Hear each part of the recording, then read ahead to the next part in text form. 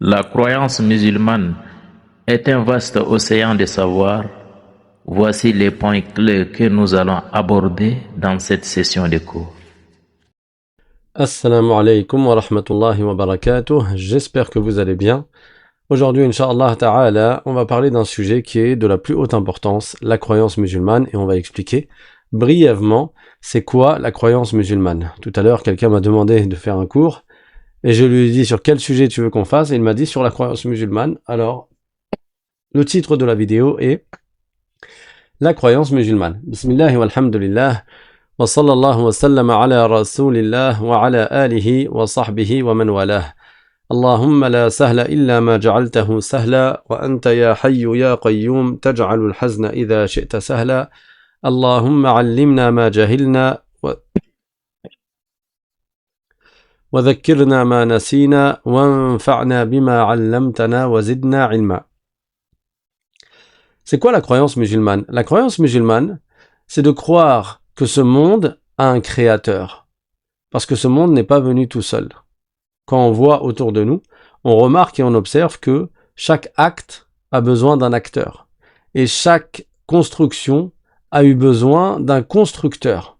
Tu ne peux pas, en voyant une écriture sur un tableau, te dire « cette écriture, elle est venue toute seule. Personne n'est venu l'écrire. » Forcément, s'il y a une écriture, alors il y a quelqu'un qui l'a écrite. Également, quand tu vois un bâtiment dans la rue, tu vois un bâtiment ou une construction dehors, tu ne te dis pas « cette construction est venue toute seule ». Nécessairement, s'il y a construction, il y a qui l'a construite. Également, si tu es dans le désert, et tu vois hashakum du caca de chameau, tu te dis pas « ce caca de chameau, il est venu tout seul ». Tu te dis forcément, il y a un chameau qui est passé par là. Tout acte a un acteur et toute construction a un constructeur. Alors à plus forte raison, ce monde dans sa totalité, l'univers, c'est-à-dire qui comprend l'univers, qui comprend la terre, qui comprend le ciel, qui comprend les animaux, qui comprend les humains, qui comprend les fruits et les légumes, la végétation, l'eau, la pluie, les saisons, le soleil, la lune, les astres, les étoiles, tout cela a nécessairement besoin de qui l'a fait surgir du néant à l'existence, de qui l'a créé. Et ce créateur, c'est lui qu'on appelle Dieu en français, c'est lui qu'on appelle Allah en arabe, c'est lui qu'on appelle God en anglais, c'est lui qu'on appelle Dios en espagnol, etc., etc. On désigne par ces termes-là l'unique créateur de toutes choses. Alors nous avons compris maintenant que ce monde a un créateur. Maintenant, il faut savoir et comprendre que le créateur de toute chose ne ressemble pas à ce qu'il a créé. Parce que si le créateur de ces choses-là leur ressemblait, alors il n'aurait pas été capable de les créer. Une chose ne peut pas créer son semblable. Nous sommes des êtres humains, nous ne sommes pas capables de faire d'autres êtres humains. On n'est même pas capable de créer un sixième doigt. Tout ce que l'on peut faire, c'est fabriquer quelque chose en silicone ou en plastique qui va ressembler à un sixième doigt, mais nous ne sommes pas capables de créer quoi que ce soit. Nous ne sommes pas capables de créer un sixième doigt. Nous ne sommes pas capables de créer quoi que ce soit. Une table ne crée pas une autre table. Une voiture ne crée pas une autre voiture. Un être humain ne crée pas un autre être humain. Donc, le créateur de ce monde ne ressemble pas à ce qu'il a créé. Il a créé les corps, il n'est pas un corps. S'il était un corps, il n'aurait pas été le créateur des corps. Il a créé les hommes, il n'est pas un homme. S'il était un homme, il n'aurait pas pu créer les hommes. Il a créé les anges, il n'est pas un ange. Parce que s'il était un ange, il n'aurait pas pu créer les anges. Il n'aurait rien pu créer. Il a créé la lumière et l'obscurité. Le créateur de ce monde n'est pas une lumière et il n'est pas une obscurité. Il a créé les âmes. Le créateur de ce monde n'est pas une âme. Il a créé toute chose. Le créateur de ce monde ne ressemble pas à ce qu'il a créé. Il est unique et il n'a absolument aucune ressemblance avec ses créatures. Donc ce monde a un créateur. Le créateur de ce monde ne ressemble pas à ce qu'il a créé. Donc Dieu ne nous ressemble pas. Or, tout ce que l'on peut s'imaginer dans notre esprit est forcément une créature. On va s'imaginer quelque chose qui a un volume Dieu est le créateur des volumes, il n'est pas un volume. On va s'imaginer quelque chose qui a une couleur. Dieu est le créateur des couleurs, il n'a pas de couleur. On va s'imaginer quelque chose qui a une forme. Dieu est le créateur des formes, puisqu'il a créé toute chose, il n'est pas une forme. On va s'imaginer quelque chose qui a des dimensions. Dieu est le créateur des dimensions, il n'est pas concerné par les dimensions. Ni la longueur, ni la largeur, ni la profondeur, ni l'épaisseur. Il a créé les apparences, il n'est pas concerné par les apparences. Et nous, nos imaginations, on s'imagine dans notre esprit des apparences. Quand on essaye de s'imaginer quelque chose, on va s'imaginer quelque chose qui a une quantité. Dieu est le créateur des quantités, il n'a pas de quantité. Quand on s'imagine quelque chose, on va s'imaginer quelque chose qui est dans un endroit. Dieu a créé toute chose, donc il a créé également les endroits. Il n'est pas dans un endroit. Quand on va s'imaginer quelque chose, on va s'imaginer quelque chose qui a un comment, c'est-à-dire des caractéristiques matérielles et physiques. Dieu est le créateur. Dieu est le créateur de toutes les caractéristiques des créatures, du comment, c'est-à-dire ce par quoi on va caractériser une chose. La longueur, la largeur, la profondeur, l'épaisseur, la couleur, la matière, la forme. Est-ce que c'est dur ou c'est pas dur? Est-ce que c'est chaud ou c'est froid? Est-ce que c'est grand ou petit? Est-ce que c'est gros ou maigre? Est-ce que c'est solide ou liquide? Ou est-ce que c'est solide ou bien mou? Tout cela fait partie des caractéristiques des créatures. La forme, l'apparence, l'aspect, l'image, tout cela fait partie des caractéristiques des créatures. Et quand on va s'imaginer quelque chose, ça va avoir un comment, donc des caractéristiques. Dieu est le créateur des créatures et de leurs caractéristiques. Donc Dieu n'est pas concerné par le comment. Dieu n'est pas concerné par l'endroit. Dieu n'est pas concerné par le temps. Ces trois choses-là, le temps, le comment et l'endroit, c'est propre aux créatures. Ce monde a un créateur, le créateur ne ressemble pas à ses créations, il ne ressemble pas à ses créatures, il n'est donc pas concerné ni par les caractéristiques des créatures, ni par le temps, ni par l'endroit, ni par l'espace, ni par le temps. D'accord? C'est ça la croyance des musulmans. Et tout cela, on peut le déduire, ne serait-ce qu'avec notre raison, sans même avoir recours au texte du Coran ou au texte du hadith du prophète sallallahu alayhi wa sallam. Et c'est pour cela que deux musulmans ne divergeront jamais sur ce sujet-là, sur ces points-là que j'ai cités. Deux musulmans, réellement musulmans, ne peuvent pas diverger sur ces points-là qui font partie du dogme islamique, c'est-à-dire des fondements de la croyance musulmane. Allah Ta'ala existe, Allah Ta'ala est unique, Allah Ta'ala ne ressemble pas à ses créatures. Et bien sûr, si on cherche dans le Coran, on trouvera des versets explicites qui viendront dans ce sens-là. Qul huwa Allahu ahad, c'est-à-dire dit, lui, Allah est unique. Allahu samad, c'est-à-dire qu'Allah n'a pas besoin de ses créatures et toutes les créatures ont besoin d'Allah. Lam yalid wa lam yulad, c'est-à-dire qu'Allah n'a pas été enfanté et il n'enfante pas. Wa lam yakul lahu kufuwan ahad, c'est-à-dire qu'Allah Ta'ala n'a absolument aucun égal, aucun pareil, aucun équivalent. Également, parmi les versets du Coran, on peut citer فَلَا تَضْرِبُوا لِلَّهِ الْأَمْثَالِ, c'est-à-dire n'attribuez pas de semblable à Allah. Il y a également le verset لَيْسَ كَمِثْلِهِ شَيْءٍ, c'est-à-dire qu'absolument rien ne ressemble à Allah et Allah ne ressemble à rien parmi ses créatures. Allah n'a absolument aucune ressemblance avec ses créatures, avec autre que lui. Allah Ta'ala a créé le monde, il est unique et il ne ressemble pas à ses créatures. Ça veut dire quoi, il est unique? Ça veut dire qu'il n'a pas d'associé. Ce monde n'a pas plusieurs créateurs. Il a un seul et unique créateur. Parce que s'il y avait plusieurs créateurs à ce monde, alors ce monde n'aurait pas existé, il n'aurait pas pu exister. Allah Ta'ala dit dans le Coran لَوْ كَانَ فِيهِمَا آلِهَةٌ إِلَّا اللَّهُ لَفَسَدَتَا, c'est-à-dire s'il y avait plusieurs créateurs pour les cieux et la terre, alors ils auraient été corrompus. Ça veut dire qu'ils n'auraient même pas pu exister. Imaginez-vous s'il y avait eu deux créateurs et que l'un des deux, il veuille que une personne lambda entre en existence à tel moment et que l'autre veuille que cette personne-là n'entre pas en existence à ce moment-là. Mais cette personne, soit elle entre en existence, soit elle n'entre pas en existence. Elle ne peut pas exister et ne pas exister en même temps. Donc forcément, la volonté de l'un se réalisera et la volonté de l'autre ne se réalisera pas. Or, le créateur de ce monde est tout puissant. Sa volonté se réalise absolument. Il n'y a jamais de défaut à la volonté du créateur de l'humanité. Allah Ta'ala est tout puissant. Et s'il y avait eu deux créateurs, alors l'un des deux aurait été impuissant et donc il n'aurait pas été Dieu. On comprend à partir de là que Dieu existe, Dieu est unique, il n'a pas d'associé dans la divinité, il n'y a pas un créateur du bien et un créateur du mal. Et Dieu ne ressemble pas à ses créatures. Et quand on dit Dieu ne ressemble pas à ses créatures, on comprend de cela qu'Allah Ta'ala n'est pas concerné par l'image ou l'apparence ou l'aspect, comme je viens de l'expliquer. Donc on ne dit pas Dieu a créé l'homme à son image, c'est-à-dire à l'image de Dieu, comme si Dieu avait une image. Ça ne fait pas partie de la croyance des musulmans. Ça, c'est la croyance de chrétiens.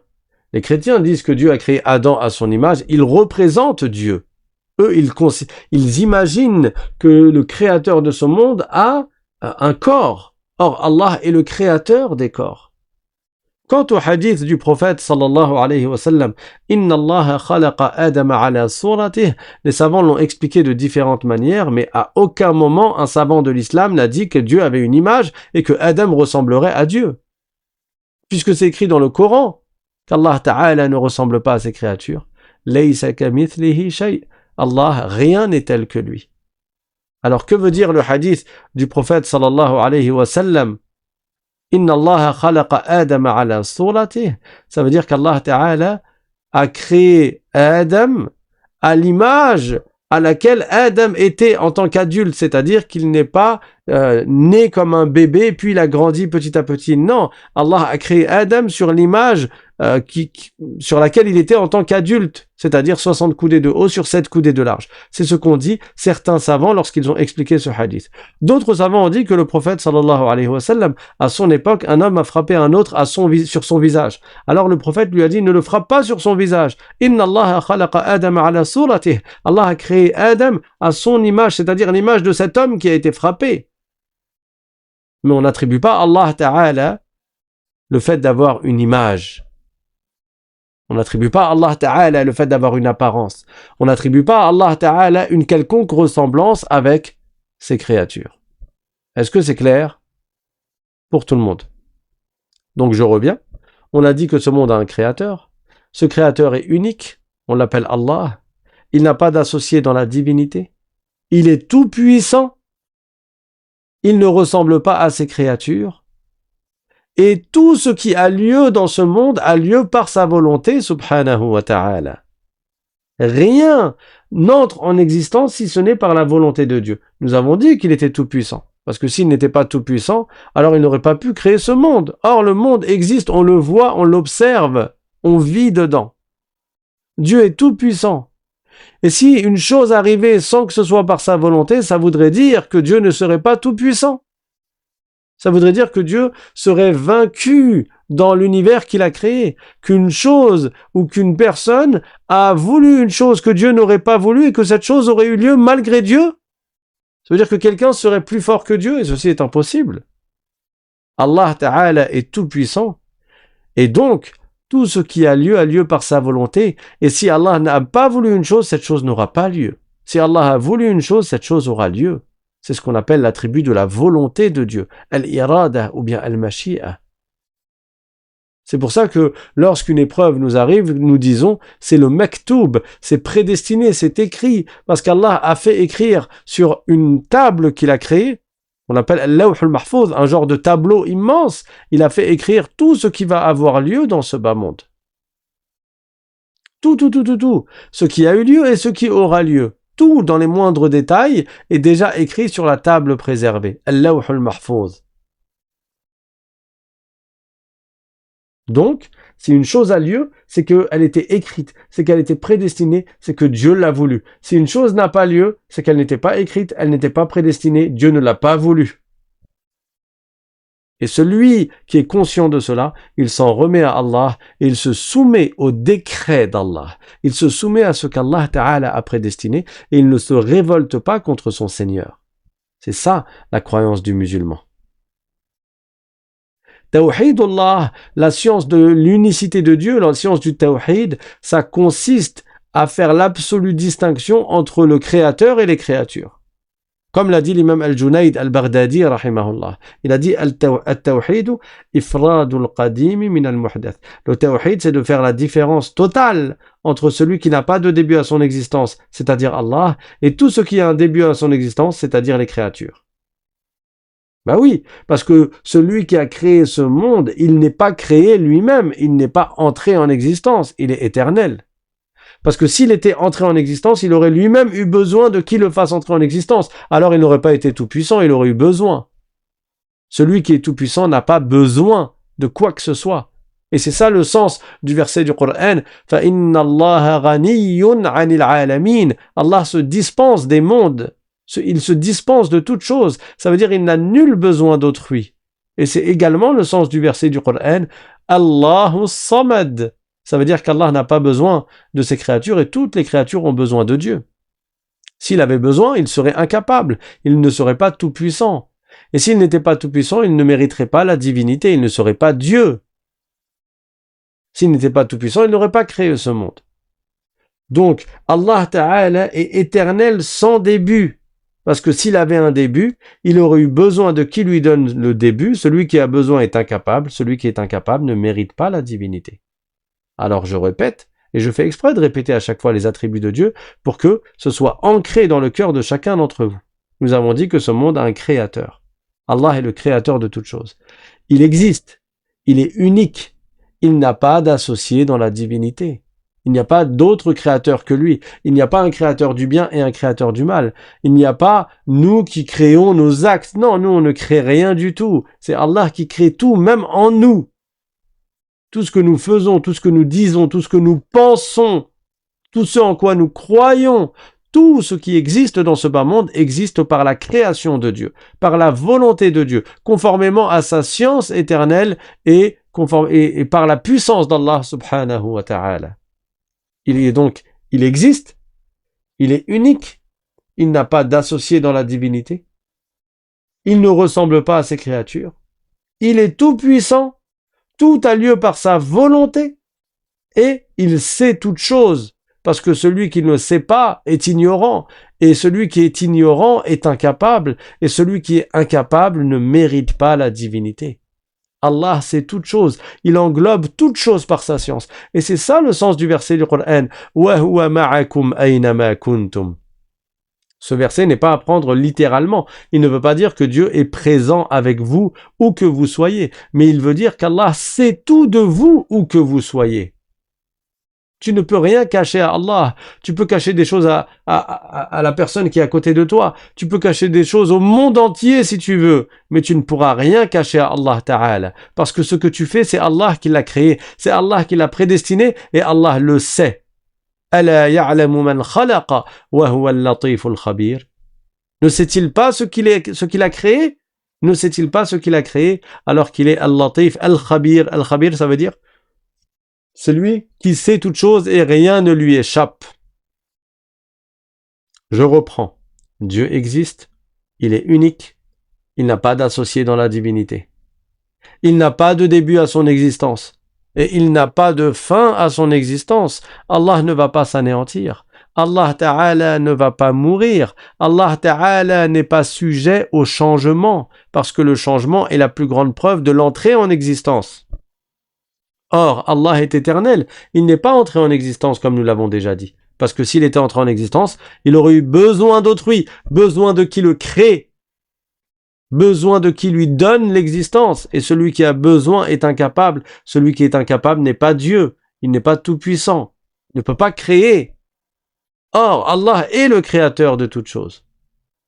Donc il n'a pas de début à son existence, et il n'a pas de fin à son existence, et il ne change pas. Il a créé le temps, il ne dépend pas du temps, il n'est pas fonction du temps, il n'est pas sujet au temps.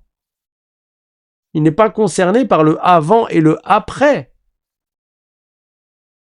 Allah Ta'ala est éternel, on ne peut pas l'imaginer. Il ne nous ressemble pas, il ne faut pas qu'on fasse de comparaison.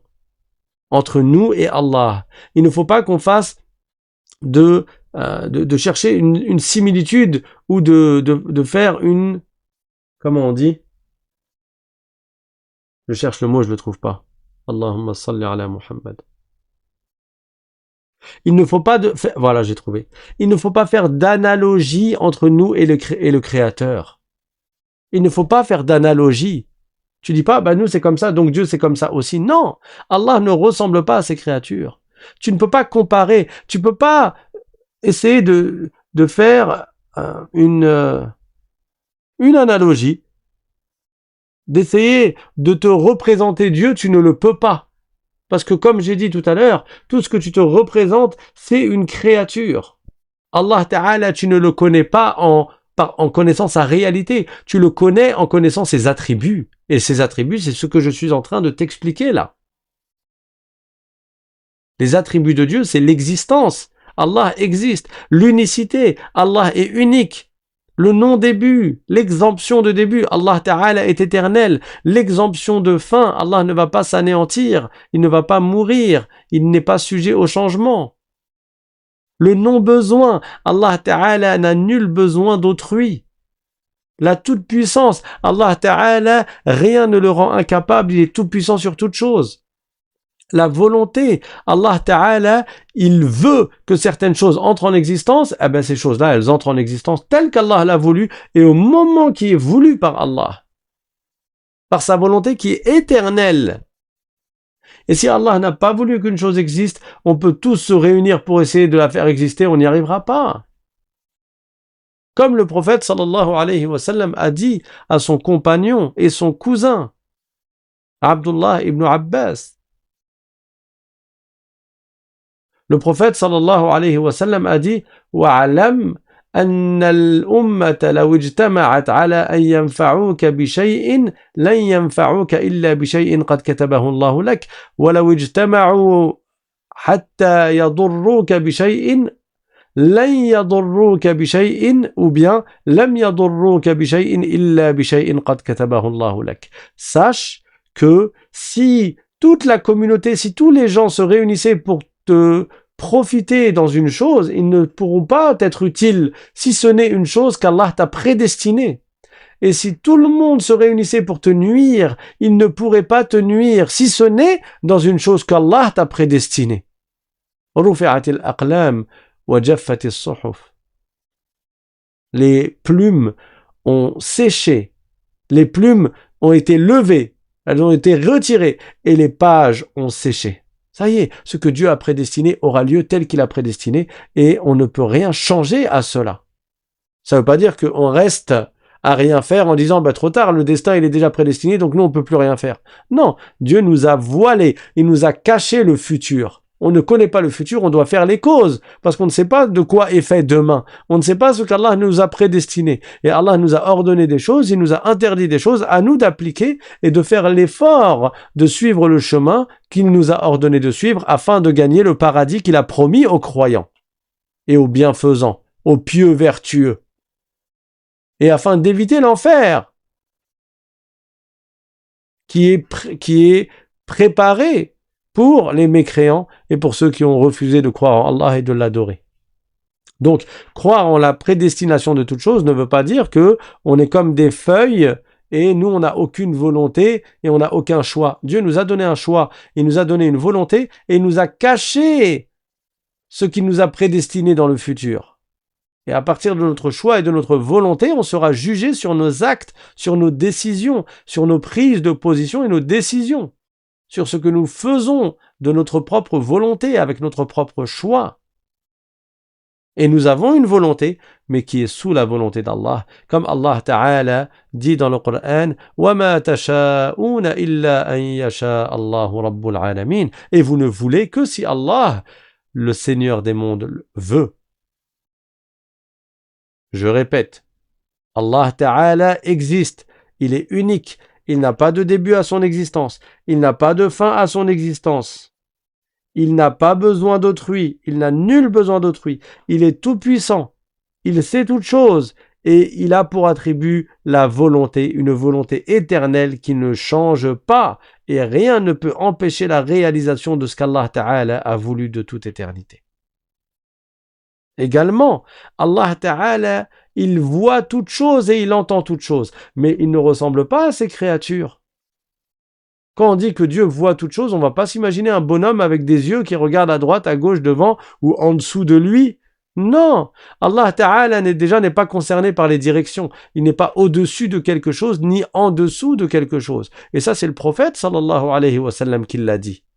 Il a dit, « Anta al-zahiru falaysa fawqaka shay', wa anta al-batinu falaysa dunaka shay'. » Ça veut dire, tu es al-zahir, rien n'est donc au-dessus de toi. Et tu es al-batin, rien n'est donc en dessous de toi. Et l'imam al-Bayhaqi a dit, celui qui n'a rien au-dessus de lui et rien en dessous de lui n'est pas dans un endroit. Et c'est vrai, Allah n'est pas dans un endroit, il est le créateur des endroits.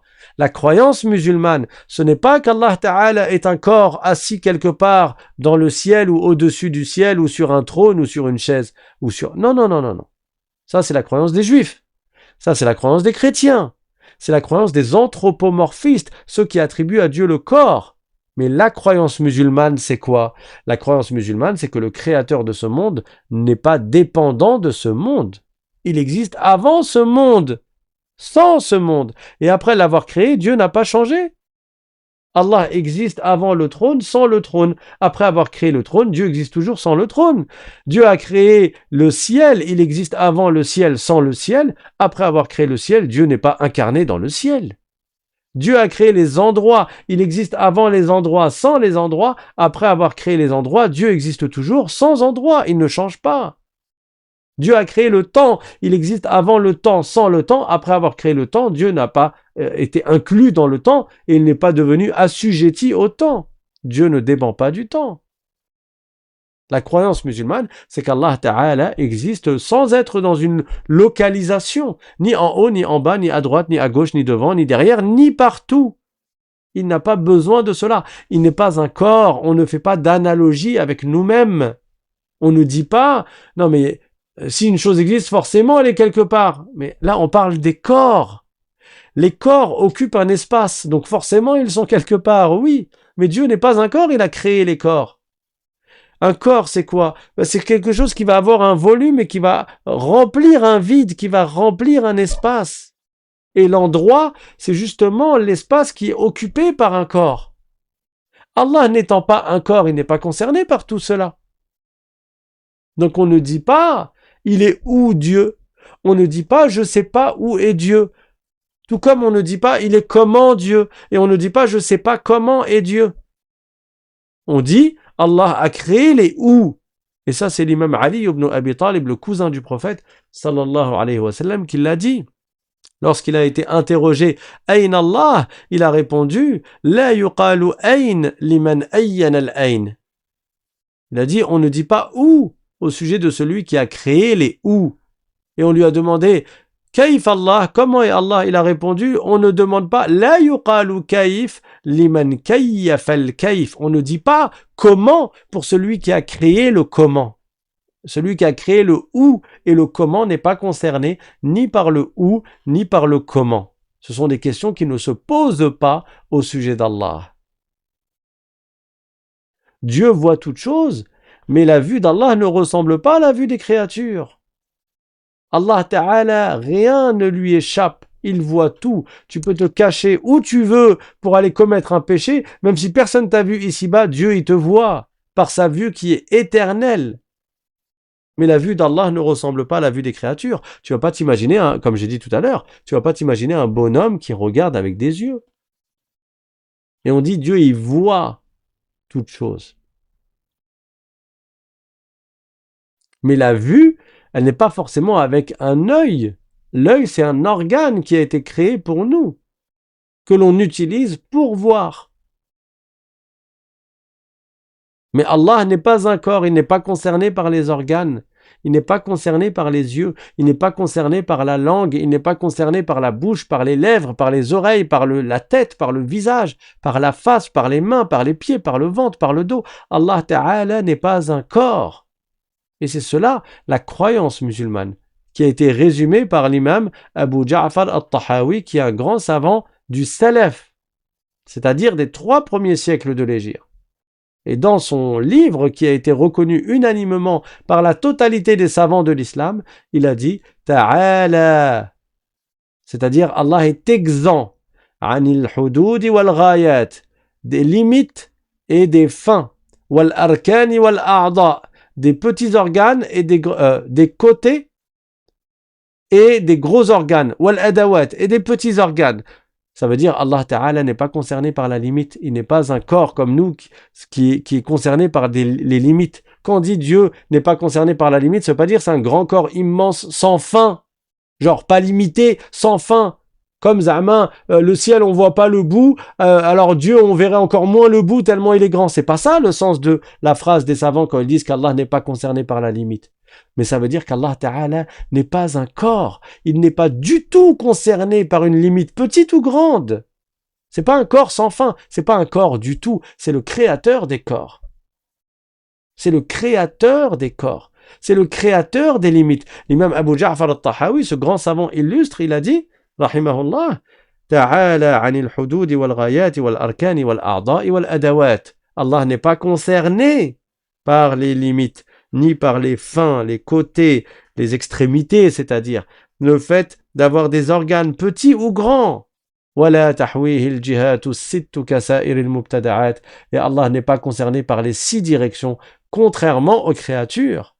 Les 6 directions sont le haut, le bas, la droite, la gauche, devant et derrière. Donc Allah voit toutes choses, mais sa vue, elle n'est pas comme la vue des créatures, il n'a pas besoin de lumière pour voir. C'est lui le créateur de la lumière et de l'obscurité, il n'en a pas besoin. Allah dit dans le Coran, Alhamdulillahi alladhi khalaqa as-samawati wal arda wa ja'ala adh-dhulumati wan nur. C'est-à-dire, la louange est à Allah, celui qui a créé les cieux et la terre et qui a créé la lumière et l'obscurité, qui a créé les ténèbres et la lumière. Allah n'a pas besoin de la lumière pour voir. Il n'a pas besoin d'un œil, il n'a pas besoin de rétine, ni de globe oculaire, ni de faisceau lumineux. Et Allah Ta'ala entend toutes choses, mais pas comme nous entendons. Allah Ta'ala, son ouïe ne ressemble pas à l'ouïe des créatures. Il n'a pas besoin d'oreilles, c'est lui le créateur des organes et des oreilles. Il entend toutes choses par son ouïe qui est éternelle. Il n'a pas besoin d'un instrument ou d'un organe. Tout comme Allah Ta'ala parle, parce que celui qui ne parle pas est muet, et être muet, c'est une imperfection, et Allah est exempt d'imperfection. De toute imperfection, il est exempt. Mais la parole d'Allah ne ressemble pas à la parole des créatures. Allah n'a pas besoin d'organes ni d'instruments pour parler. Sa parole, c'est pas des lettres et des sons qui se succèdent, parce que Dieu ne dépend pas du temps, et ses attributs sont éternels également, ils ne dépendent pas du temps. Quand tu parles dans une langue, ça a un début et ça a une fin. C'est des lettres qui se suivent les unes les autres, qui commencent et qui s'arrêtent, qui se terminent. Allah Ta'ala, sa parole ne ressemble pas à la parole des créatures. Elle est éternelle. Il a créé les sons. Sa parole n'est pas un son, puisque sa parole est éternelle avant l'existence des sons. Il a créé les lettres, il a créé les langues, la langue arabe, la langue française, anglaise, la langue hébraïque, la langue araméenne, la langue syriaque, la langue latine, la langue grecque. Allah est le créateur des langues. Sa parole est éternelle avant les langues. Donc sa parole, c'est pas une langue. C'est pas des lettres, c'est pas des sons. Tu peux pas te l'imaginer et tu n'essayes pas de t'imaginer Allah. Tu n'essayes pas de te l'imaginer.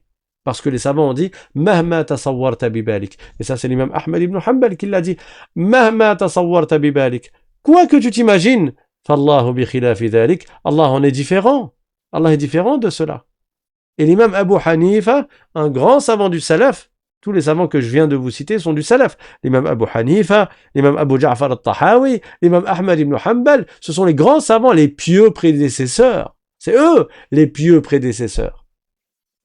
L'imam Abu Hanifa, rahimahullah, dans son livre Al-Fiqh al-Akbar, il a dit « Wallahu yatakallamu la ka kalamina » Allah parle, mais pas comme nous parlons. « Nahnu natakallamu bil ala'i wal huruf » Nous parlons avec des lettres et avec des instruments, c'est-à-dire nos points de prononciation, la langue, le palais, les lèvres, etc. « Wallahu yatakallamu bila alatin wala harf » Et Allah Ta'ala parle sans lettres, sans lettres et sans point de prononciation, sans instrument. Allah n'a pas besoin de cela. Donc je répète, Allah Ta'ala existe. C'est ça la croyance musulmane. Il n'y a pas de doute à ce sujet. Allah Ta'ala est unique, il n'a pas d'associé dans la divinité. Il n'a pas de début à son existence. Il n'a pas de fin à son existence. Il n'a pas besoin de ses créatures, il n'a nul besoin d'autrui. Il est tout puissant, il sait toutes choses, tout a lieu par sa volonté. Il entend toutes choses sans oreille ni aucun autre organe. Il voit toutes choses sans œil ni aucun autre organe. Il parle sans avoir besoin d'une bouche et sans que ce soit une langue arabe ou autre. Sans que ce soit des lettres et des sons. Sa parole est éternelle, elle n'a pas de début, elle n'a pas de fin. Allah Ta'ala est vivant, il ne meurt pas, mais la vie d'Allah ne ressemble pas à la vie des créatures. La vie d'Allah, c'est pas comme notre vie. C'est le même mot qu'on utilise, mais c'est pas le même attribut. Nous, quand on dit qu'on vit, ça veut dire que l'âme, elle entre dans notre corps. Et quand on dit on meurt, ça veut dire l'âme, elle est sortie de notre corps. C'est ça la vie de l'être humain. C'est ça la vie des créatures. Allah Ta'ala a créé les âmes. Il n'a pas besoin d'âme. Il n'est pas une âme et il n'a pas une âme. C'est lui le créateur des âmes. Donc la vie d'Allah, c'est pas une vie qui a besoin de chair et de sang et d'âme et de poumons et de trachées artères et de cœur qui bat. Non. Allah Ta'ala, sa vie ne ressemble pas à la vie des créatures. Il vit sans âme, sans chair, sans sang, sans poumons, sans trachée artère, sans corps. Et sa vie est éternelle. Il est Al-Hayyul Qayyum, le vivant qui ne s'anéantit pas. Et il ne ressemble pas à ces créatures d'aucune manière que ce soit. Il n'est pas un corps, on ne lui attribue pas les caractéristiques des corps. Tout ce que tu attribues aux humains, tu ne l'attribues pas à Allah. Comme la couleur, comme le fait d'avoir froid ou chaud, comme le fait d'avoir des émotions, d'être content ou en colère, de rigoler ou d'être triste ou de sourire. Tout ça, c'est pour les créatures, c'est pour les corps. Allah Ta'ala n'est pas concerné par tout ce qui est sujet au changement. Il n'est pas concerné par les émotions, c'est lui le créateur des émotions. Il n'est pas concerné par les endroits, c'est lui le créateur des endroits. Il n'est pas concerné par le comment, c'est lui le créateur du comment. Il n'est pas concerné par le temps, c'est lui le créateur du temps. C'est cela, la croyance musulmane. Et là, je viens de vous citer les attributs d'Allah que chaque personne doit connaître, que chaque personne doit comprendre, que chaque personne doit savoir. Et si autour de toi, tu as des gens qui ne connaissent pas cela, tu dois leur apprendre. Quels sont ces attributs que je viens de citer? L'existence. Allah Ta'ala existe et son existence est éternelle. Elle ne ressemble pas à l'existence des créatures. L'unicité. Allah Ta'ala est unique. Il n'a pas d'associé dans la divinité. Il n'y a pas de créateur autre que lui. Et il n'est pas un corps, il est indivisible. Les corps se divisent. Allah n'est pas un corps, il n'est pas concerné par le fait de se diviser. L'exemption de début, Allah Ta'ala n'a pas de début à son existence. L'exemption de fin, Allah Ta'ala n'a pas de fin à son existence, il est éternel et ne dépend pas du temps. Le non-besoin, Allah Ta'ala n'a pas besoin de ses créatures. La puissance, Allah est tout puissant sur toute chose. La science, Allah sait toute chose et rien n'échappe à sa science. Comme il dit dans le Coran, wa huwa bi kulli shay'in alim. Et il sait toute chose. Alimul ghaybi wa shahada. Il sait les choses cachées et les choses apparentes.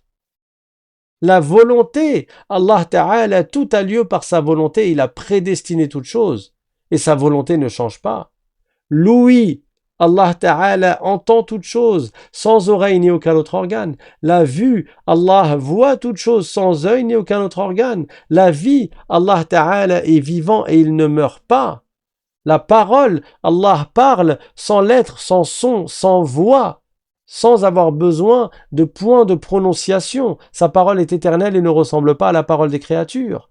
Et la non-ressemblance aux créatures, Allah Ta'ala ne ressemble pas à ces créatures d'aucune manière que ce soit. Ces 13 attributs-là, on les appelle les 13 attributs de Dieu. Tu veux savoir c'est quoi la croyance musulmane? C'est croire en Allah Ta'ala qui est unique et qui a ces 13 attributs-là.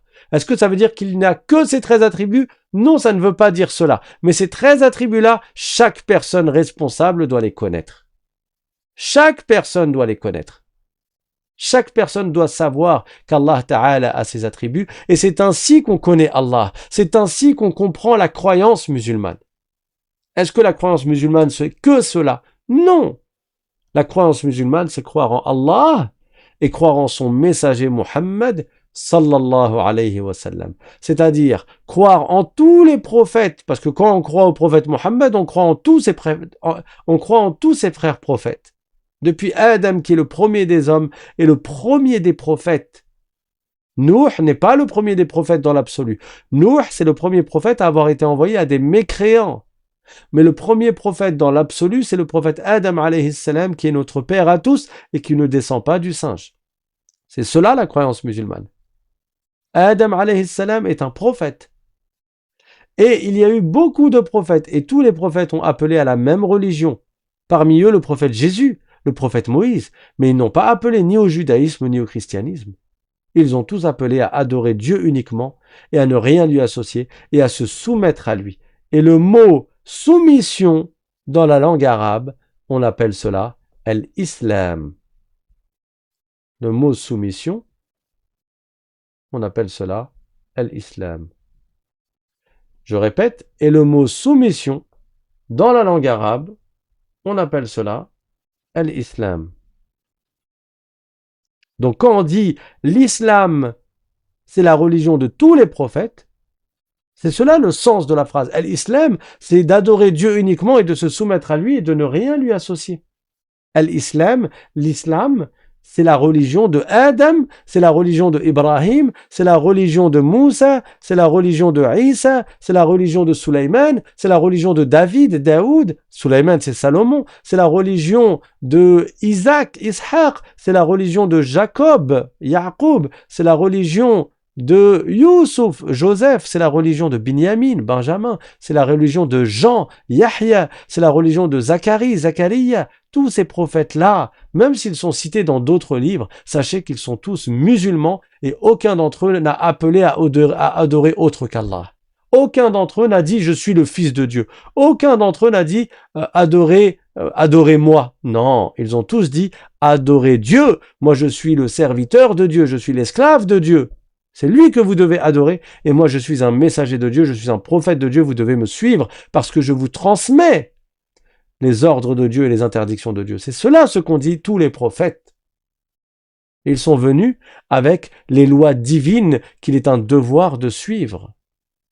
Certaines choses que Dieu a ordonnées nous a rendues obligatoires et d'autres choses que Dieu nous a rendues interdites. Et nous devons d'appliquer cela. Mais la croyance musulmane consiste à croire en Allah Ta'ala, à nous soumettre à lui et à croire en tous ses prophètes alayhimus salatu wassalam. Donc on va écrire les 13 attributs que je vous invite à apprendre. C'est cela le résumé de la croyance musulmane. Apprenez-les et enseignez-les tels que je vous les ai expliqués dans cette petite vidéo. Enseignez-les à vos enfants, enseignez-les à votre entourage. Propagez cette explication-là qui est la croyance musulmane qui est conforme à ce qu'ont dit tous les savants de l'islam. Et si vous entendez des gens dire le contraire de ce qui a été dit dans cette vidéo, sachez que ces gens-là auront contredit alors la croyance musulmane. Parce que ce qui a été expliqué dans cette vidéo-là, c'est appuyé par les preuves du Coran, par les preuves du Hadith, par les preuves des savants qui sont unanimes sur le sujet. Ce sujet-là ne fait l'objet d'aucune divergence entre les savants de l'islam. Donc on a dit, Allah Ta'ala a pour attribut l'existence, c'est-à-dire qu'il existe de toute éternité. Il a pour attribut l'unicité, c'est-à-dire qu'il est unique et qu'il n'a pas d'associé dans la divinité. Il n'y a pas un créateur du bien et un créateur du mal. Il y a Allah Ta'ala qui a créé ce monde. Comme Allah dit dans le Coran, dans la première sourate du Coran, Alhamdulillahi Rabbil Alamin, n'est-ce pas? Ça veut dire la louange est à Allah, le Seigneur des mondes. C'est lui le seul Seigneur des mondes. Il n'y a pas plusieurs Seigneurs des mondes. Il n'y a pas plusieurs créateurs du monde. Le monde appartient dans sa totalité à Allah Ta'ala. Parmi les attributs d'Allah Ta'ala, il y a également l'exemption de début, c'est-à-dire le non-début. Il y a aussi l'exemption de fin, c'est-à-dire la non-fin. En d'autres termes, Allah Ta'ala est éternel, il n'a pas de début à son existence, il n'a pas de fin à son existence, et il ne dépend pas du temps puisqu'il est le créateur du temps. Il a pour attribut également le non-besoin, c'est-à-dire qu'Allah n'a pas besoin de ses créatures. Il n'a pas eu besoin d'un créateur puisqu'il est éternel. Il n'a nul besoin d'autrui. Même quand il nous ordonne, même s'il nous ordonne de faire la prière, et on dit on fait la prière pour Dieu, ça ne veut pas dire qu'Allah Ta'ala a besoin de nos prières ou qu'il aurait besoin de nos adorations. Allah Ta'ala n'a besoin de rien, subhanah.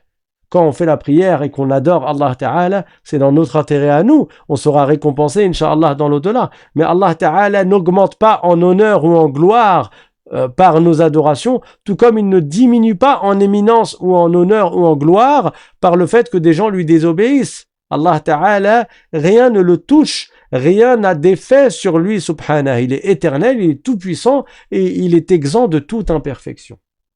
Parmi les attributs d'Allah Ta'ala, il y a également la toute-puissance. Allah Ta'ala est tout-puissant sur toute chose. Ou bien on peut tout simplement dire la puissance.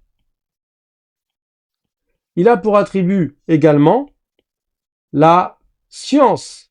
C'est-à-dire que rien n'échappe à sa science. Il sait tout dans sa globalité et dans son détail. Allah Ta'ala, rien ne lui échappe. Comme cela est cité dans le Coran, dans les versets que j'ai cités précédemment. Il sait les choses cachées et les choses apparentes. Rien ne lui échappe dans le ciel et dans la terre. Pas une graine dans les ténèbres de la terre, ni une feuille blanche, ni une feuille verte ou desséchée, sans que cela ne soit inscrit dans un livre clair. C'est cela ce qu'Allah Ta'ala nous dit dans le Coran. ولا حبة في ظلمات الأرض ولا رطب ولا يابس إلا في كتاب مبين, sans que cela ne soit dans un livre clair, c'est-à-dire dans Al-Lawh al-Mahfouz, la table préservée qui est au-dessus du 7e ciel. Allah Ta'ala a pour attribut également la volonté. Tout a lieu par la volonté d'Allah, et c'est pour ça qu'on doit se soumettre et s'en remettre à Allah Ta'ala et ne pas se révolter quand il nous arrive une épreuve. C'est que Dieu l'avait prédestiné. On dit Alhamdulillah et on dit Inna lillah, nous appartenons à Allah, wa inna ilayhi raji'un, et nous retournerons à son jugement. Tout simplement. Allah Ta'ala a pour attribut également l'ouïe. Il entend toutes choses, comme il dit dans le Coran, wa huwa as-sami'ul basir. Il a pour attribut la vue, comme cela est expliqué dans le verset que je viens de citer. Wa huwa as-sami'ul basir, c'est-à-dire il est celui qui entend et qui voit. Mais l'ouïe d'Allah et la vue d'Allah ne ressemblent pas à l'ouïe et la vue des créatures. Il entend toutes choses sans oreille et il voit toutes choses sans œil ni aucun autre organe. Il a pour attribut également la vie, c'est-à-dire qu'il est vivant, comme il dit dans Ayatul Kursi, la meilleure ayah du Coran. Allahu la ilaha illa huwa al-hayyul qayyum. Allah, il n'y a pas d'autre Dieu que lui. Il est vivant, il ne s'anéantit pas. Il a pour attribut également la parole. Et la parole d'Allah ne ressemble pas à la parole des créatures. Il parle sans bouche, sans lettres, sans son, sans voix. Sa parole est éternelle et on ne peut pas l'imaginer. Et ce que nous voyons dans le Coran qui est entre nos mains, c'est-à-dire des phrases en arabe, comme lorsqu'on récite Alhamdulillahi Rabbil Alamin, Ar-Rahmani Ar-Rahim, Maliki Yawmiddin, et ainsi de suite. Ceci, on dit que c'est la parole d'Allah dans le sens que c'est l'expression de la parole d'Allah. Ces phrases-là expriment la parole d'Allah, mais la parole d'Allah qui est son attribut n'a pas de début, n'a pas de fin, ne s'incarne pas dans un livre, ni dans nos bouches, ni dans nos poitrines lorsqu'on apprend par cœur le Coran. D'accord? Donc, on dit que le Coran qui est entre nos mains, c'est la parole d'Allah, mais ces phrases-là, en réalité, c'est des termes qui ont été révélés au prophète Mohammed sallallahu alayhi wa sallam et qui ont un début et qui ont une fin. On dit que c'est la parole d'Allah parce qu'elle exprime la parole d'Allah Ta'ala qui, elle, n'a pas de début et n'a pas de fin, n'est pas une langue et n'est pas des lettres ni des sons. Et Allah Ta'ala a pour attribut la non-ressemblance aux créatures. La non-ressemblance aux créatures. Voilà les 13 attributs de Dieu que les savants ont dit qu'il est un devoir de les connaître.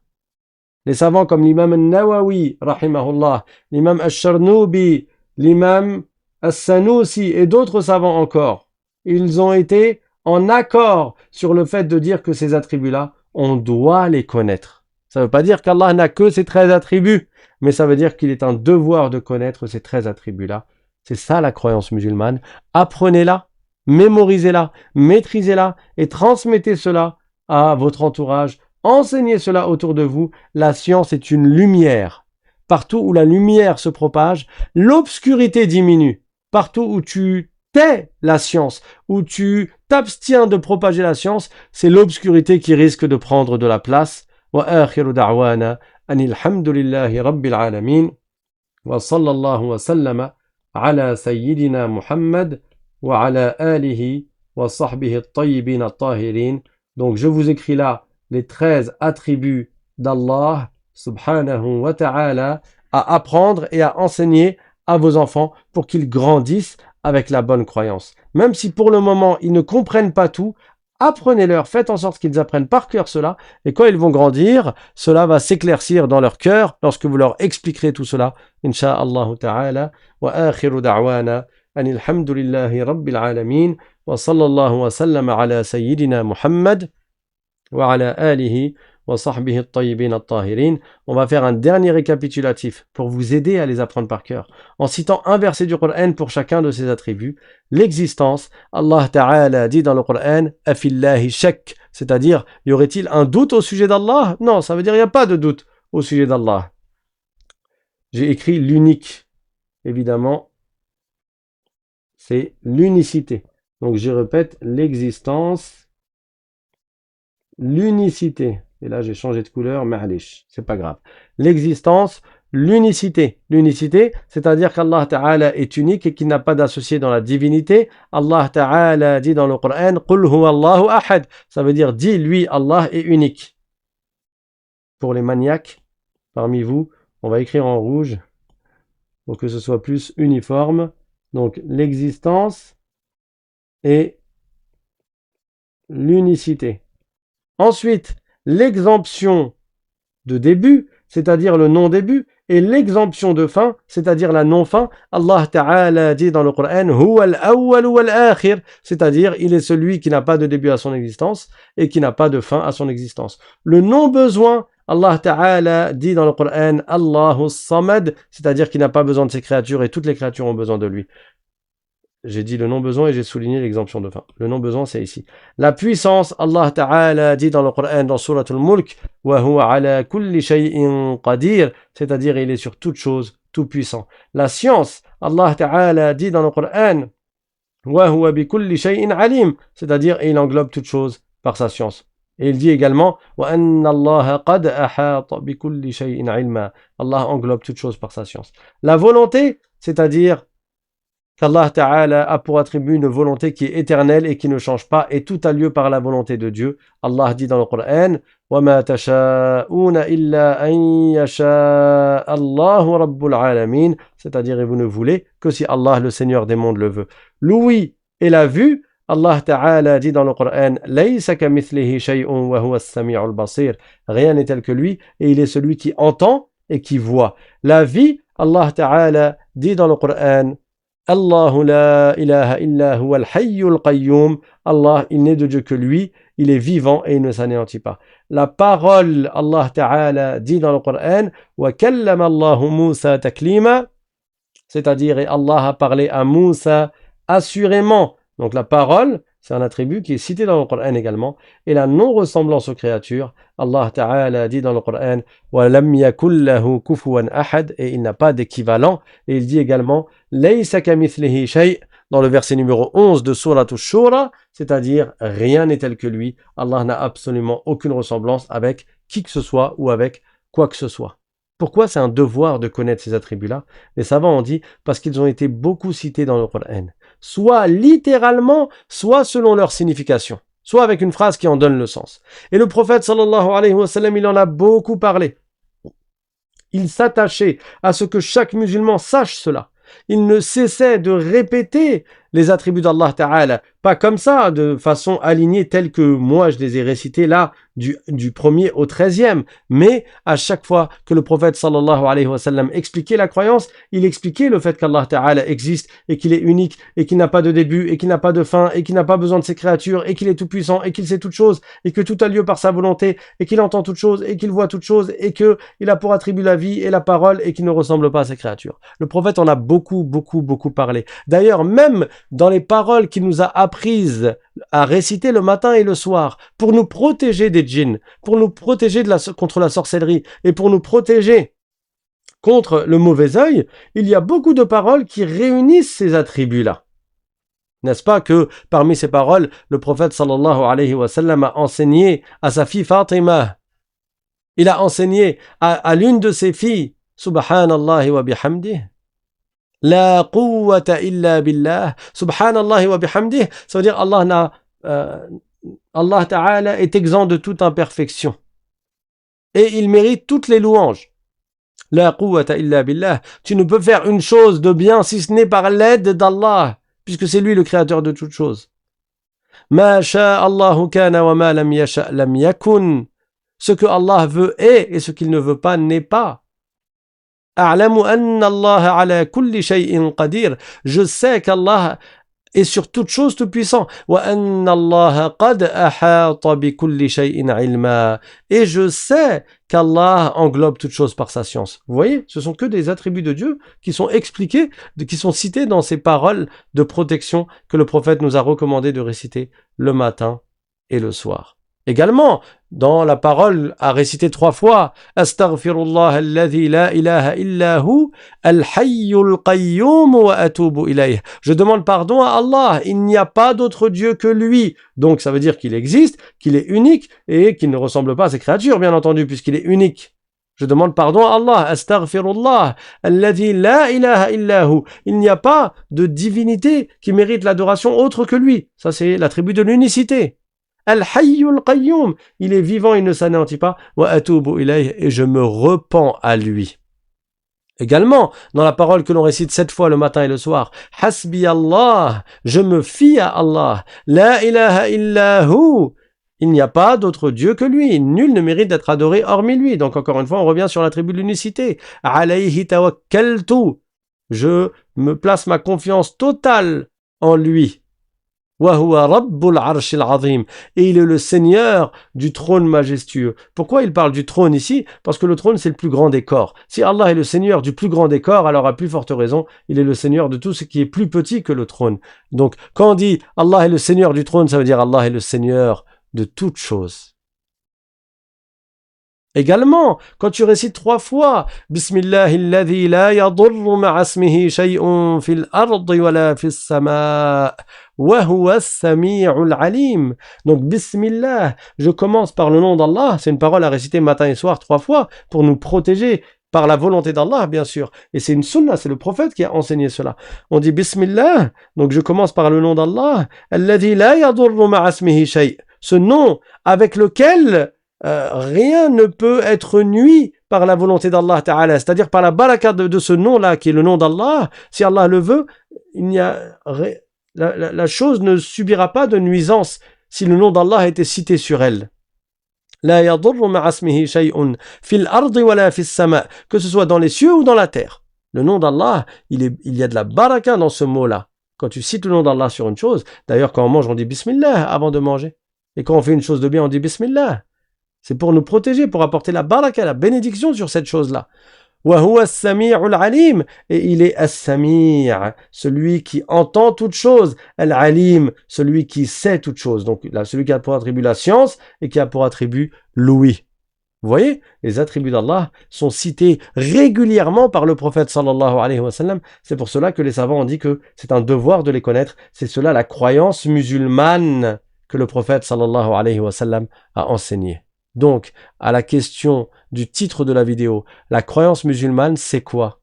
C'est tout ce que je viens d'expliquer. C'est croire en un Dieu qui est unique, qui a créé toutes choses, qui ne ressemble pas à ses créatures, qui est tout puissant, qui sait toutes choses, qui n'a pas de début à son existence, qui n'a pas de fin à son existence, qui n'a nul besoin d'autrui, et de croire au prophète Mohammed sallallahu alayhi wa sallam, qui était honnête et véridique comme tous ses frères prophètes, et de se soumettre à Allah Ta'ala en suivant les ordres et les interdictions qui nous ont été décrétés. Celui qui a cette croyance-là, et qui a attesté qu'il n'est de Dieu qu'Allah et que Muhammad est le messager d'Allah, c'est lui le croyant, c'est lui le musulman. Si en plus d'avoir la foi, en plus d'être musulman en ayant attesté, en ayant récité les 2 témoignages, qui sont je témoigne qu'il n'y a pas d'autre Dieu que Dieu, et je témoigne que Muhammad est le messager de Dieu. Si en plus de cela, il accomplit ses devoirs et il évite les péchés, alors il entrera au paradis sans châtiment. Sans châtiment.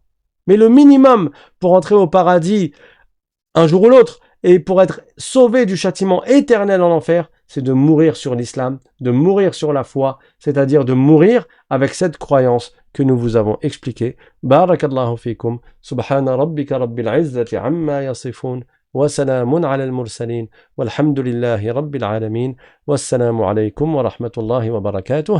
Juste un dernier point, ceux qui sont nouveaux parmi vous, vous pouvez vous inscrire pour recevoir les liens des cours. Quelques minutes avant chaque cours, il suffit d'envoyer un mail à l'islam sans apostrophe, l'islam.simplement, comme ça s'écrit, comme ça se prononce, enfin comme ça s'écrit, @gmail.com, et ainsi vous recevrez les liens des cours sur WhatsApp et sur Telegram. Et pour ceux qui veulent plus d'explications sur la croyance musulmane, vous allez sur la chaîne YouTube l'islam simplement, ou bien sur le site internet l'islamsimplement.com, et vous allez dans la playlist qui s'appelle La croyance musulmane, et là vous trouverez des dizaines de cours qui expliquent en détail ce qu'est la croyance musulmane. C'est vraiment le chapitre le plus important en islam et le chapitre le plus important sur la chaîne L'Islam Simplement. Donc je vous recommande très fortement d'écouter chacune de ces vidéos dans l'ordre. Barakallahu fikum, wassalamu alaykum wa rahmatullahi wa barakatuh.